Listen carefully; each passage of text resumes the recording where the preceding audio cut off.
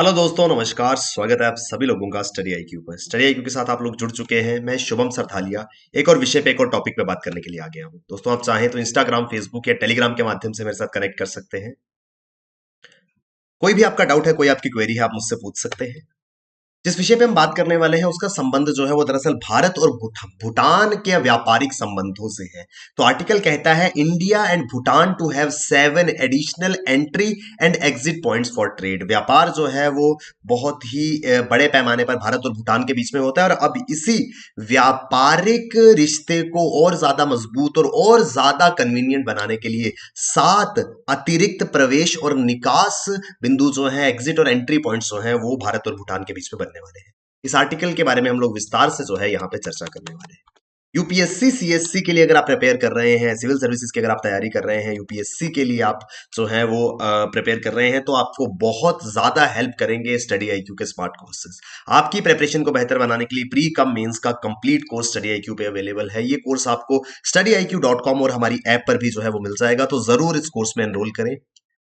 India and Bhutan to have 7 additional entry and exit points for trade as a part of measure to increase trade connectivity। Bharat और भूटान की सीमा border जो है, वहां से ये 7 points जो है वो बनाए जाएंगे, सो दैट इजीली जितने ज्यादा एंट्री और एग्जिट पॉइंट्स होंगे उतना ज्यादा फ्रीक्वेंट ट्रेड जो है वो हो पाएगा।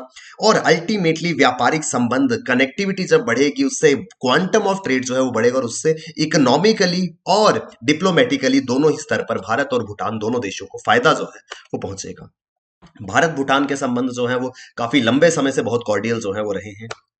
A commerce secretary level meeting was held between India and Bhutan on trade and transit issues recently and decided to operationalize 7 additional entry and exit points for trade between two countries। हाल ही में भारत और भूटान के बीच में व्यापारिक सचिव के स्तर की बैठक जो है वो है। तो दोनों ही देशों के कॉमर्स सेक्रेटरी जो है उनके बीच में एक बैठक हाल ही में हुई थी, जहां पर ये फैसला, ये निर्णय जो है वो लिया गया है कि 7 एंट्री और एग्जिट पॉइंट्स जो है इनको खोला जाए, ताकि ज्यादा कन्वीनियंटली ट्रेड जो है वो हो पाए।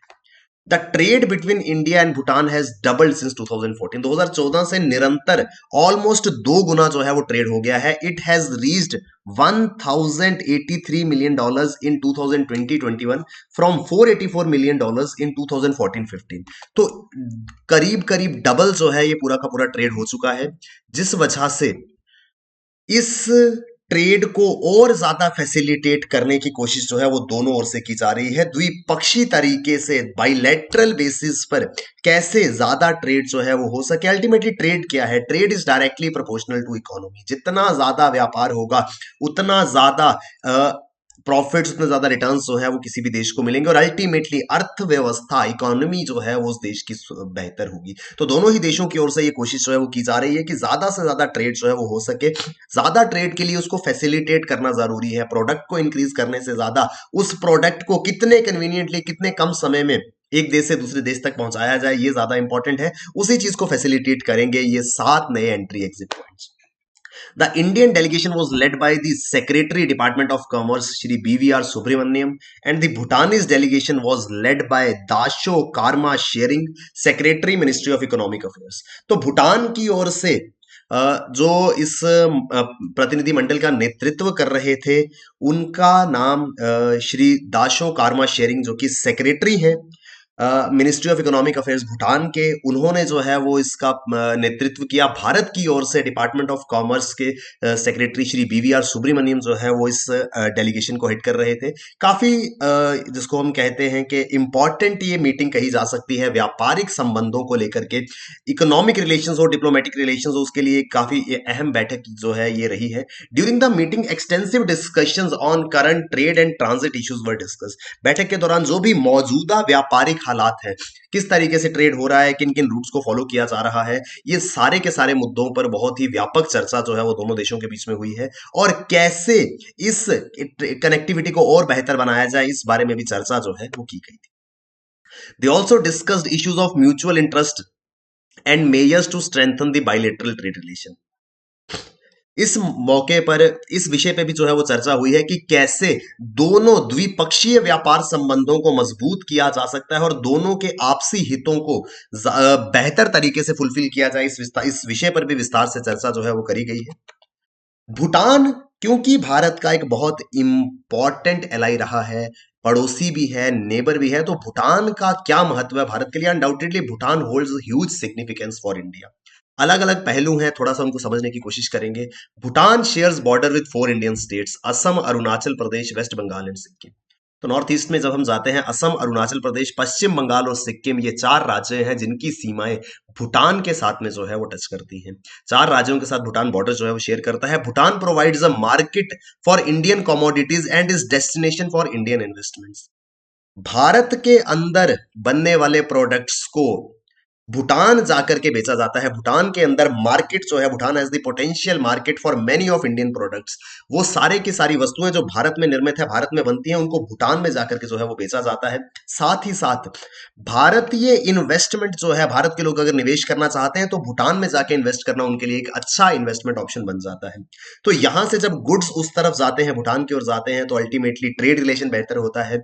जब इंडिया से इन्वेस्टमेंट भूटान जा रही है तो अल्टीमेटली उससे इकोनॉमिक रिलेशंस जो है वो, आर्थिक संबंध जो है वो मजबूत हो। पॉलिटिकल स्टेबिलिटी, भूटान के अंदर राजनीतिक स्थिरता जो है वो भारत के लिए बहुत अहम है, क्योंकि भूटान जो है वो नॉर्थ ईस्टर्न रीजन के साथ में कनेक्ट रखता है। वहां पर ऑलरेडी नॉर्थ ईस्टर्न रीजन में बहुत सारी एंटी इंडिया गतिविधियां जो हैं उस बॉर्डर्स पे होती रहती हैं, चाहे वो जो लेफ्ट विंग एक्सट्रीमिज्म जिसको हम कहते हैं, कहीं ना कहीं उनकी प्रेजेंस जो है इन बॉर्डर्स के अलोंग देखी जाती है। जिस वजह से किसी भी प्रकार की अगर राजनीतिक अस्थिरता या किसी भी प्रकार का अनरेस्ट भूटान में होता है तो वो भारत के लिए एक बड़ी समस्या बन सकती है। तो भूटान में निरंतर राजनीतिक स्थिरता बनी रहे, किसी प्रकार का संकट, चाहे वो राजनीतिक हो, सामाजिक हो, आर्थिक हो, कोई इकोनॉमिक, सोशल या पॉलिटिकल इश्यू अगर भूटान में आता है तो भारत के ऊपर उसका बुरा प्रभाव जो है वो पड़ता है। कैसे पड़ता है?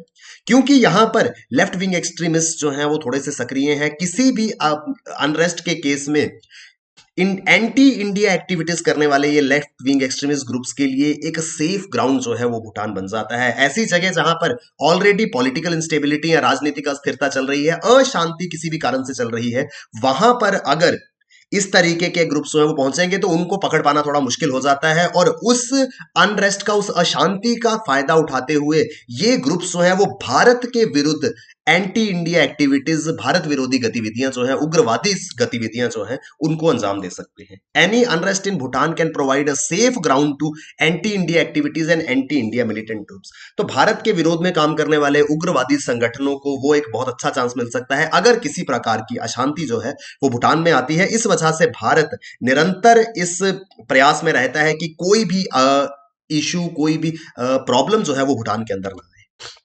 Large number of college going भूटानीज student study in India, Bharat में बहुत सारे भूटानी छात्र जो है वो पढ़ते हैं। Government of India provides number of scholarships to these Bhutani students, Bharat सरकार इन छात्रों को बहुत सारी छात्रवृत्तियां जो है वो प्रदान करता है, बहुत सारी स्कॉलरशिप्स जो है वो प्रोवाइड करता है। गवर्नमेंट ऑफ इंडिया की स्कॉलरशिप्स जो है इन स्टूडेंट्स को दी जाती हैं। क्यों दी जाती हैं? ताकि ये लोग बाहर से आ रहे हैं, भूटान से आकर के यहाँ पे पढ़ रहे हैं, इनकी स्टडीज यहाँ पर जो है वो कंटिन्यू होती हैं, और साथ ही साथ दोनों देशों में राजनीतिक संबंध हो या कूटनीतिक संबंध हो, डिप्लोमेटिक पॉलिटिकल रिलेशंस जो है वो बेहतर होते हैं इस प्रकार की किसी भी एक्टिविटी से। तो भारत के अंदर भारत के ट्रेड एलाई के रूप में भूटान को जाना जाता है। भूटान से स्टूडेंट यहाँ पढ़ने के लिए आते हैं और बहुत सारी गतिविधियां जो है भारत और भूटान के बीच में आपसी संबंधों को बेहतर बनाने के लिए होती है। ये पूरा का पूरा आर्टिकल जो है, इसमें हमने ब्रीफ तरीके से समझने की कोशिश करी क्या सिग्निफिकेंस है भारत का भूटान के लिए और भूटान का भारत के लिए। और इस तरीके के जब एंट्री और एग्जिट के लिए पॉइंट्स जो है वो इंक्रीज किए जाते हैं तो अल्टीमेटली दोनों देशों में बेहतर संबंध की ओर ये इशारा करता है। आई होप हमको विस्तार से ये आर्टिकल जो है वो समझ में आया होगा। यूपीएससी सीएससी के लिए अगर आप प्रिपेयर कर रहे हैं, बेहतरीन स्मार्ट कोर्सेज studyIQ.com या StudyIQ की ऐप पर जाकर के आप जो है वो प्राप्त कर सकते हैं और अपनी प्रेपरेशन को हमारे साथ बेहतर बना सकते हैं। थैंक यू वेरी मच दोस्तों, all the best, keep working hard, bye bye, take care, Jai Hind.